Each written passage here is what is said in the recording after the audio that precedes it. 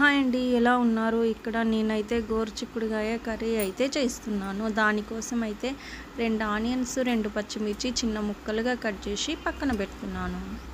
3 tea స్పూన్ల నువ్వులను దోరగా వేయించుకొని మిక్సీ జార్లో వేసి సన్నటి పౌడర్లా మిక్సీ పట్టుకోవాలి. గోరుచిక్కుడుకాయలు చిన్న ముక్కలుగా తుంచుకొని ఉడికించి నీళ్లు వార్చేసి పక్కన పెట్టుకున్నాను. నెక్స్ట్ వచ్చేసి స్టవ్ వెలిగించి స్టవ్ పై ఒక గిన్నె పెట్టి గిన్నె హీటెక్కాక కొంచెం ఆయిల్ వేసుకొని ఆయిల్ వేడయ్యాక 1 టీ స్పూన్ ఆవాలను అయితే వేసుకున్నాను. ఆవాలు వేడయ్యాక సన్నగా తరిగి పెట్టుకున్న ఆనియన్స్, పచ్చిమిర్చిని అయితే నూనెలో అయితే సన్నటి మంట మీద ఇలా వేయించుకోవాలి. ఇవి మగ్గిన తర్వాత దీంట్లోకి అల్లం వెల్లుల్లి పేస్ట్ని అయితే యాడ్ చేసుకోవాలి. ఈ అల్లం వెల్లుల్లి పేస్టు పచ్చివాసన పోయినంత వరకు అయితే ఇలా మనము కలుపుకోవాలి. చూడండి, ఇలా కలుపుకున్న తర్వాత నెక్స్ట్ ఇంకొకటి వచ్చేసి పసుపు వేసుకోవాలి. ఈ పసుపు కూడా వేసుకున్న తర్వాత సన్న మంట మీద అలా కలుపుకోవాలి. చూడండి, ఇక్కడ చూపిస్తున్నాను కదా, ఇలా అయితే కలుపుకోవాలి. నెక్స్ట్ వచ్చేసి మనం ఉడికించి పక్కన పెట్టుకున్న గోరుచిక్కుడుకాయలను అయితే ఇప్పుడు దీంట్లోకి యాడ్ చేసుకోవాలి. యాడ్ చేసుకున్న తర్వాత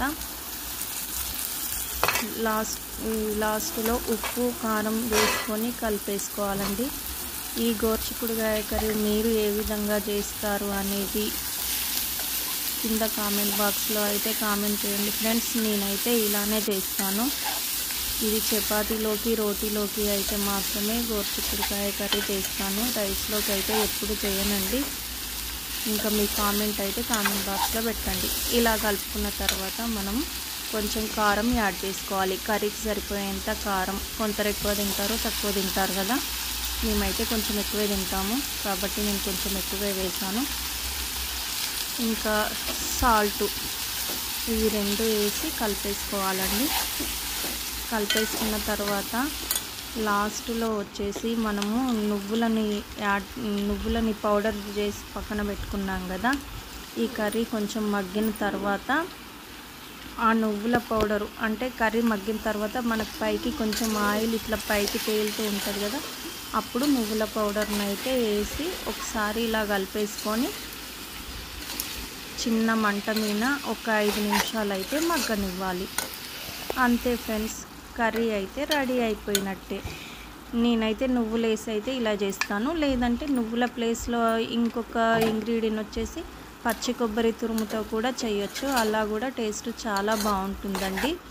ఇదే నా ఈరోజు గోరుచిక్కుడుకాయ కర్రీ వీడియో నచ్చితే అయితే లైక్ చేయండి, కామెంట్ చేయండి, షేర్ చేయండి, సబ్స్క్రైబ్ చేయండి.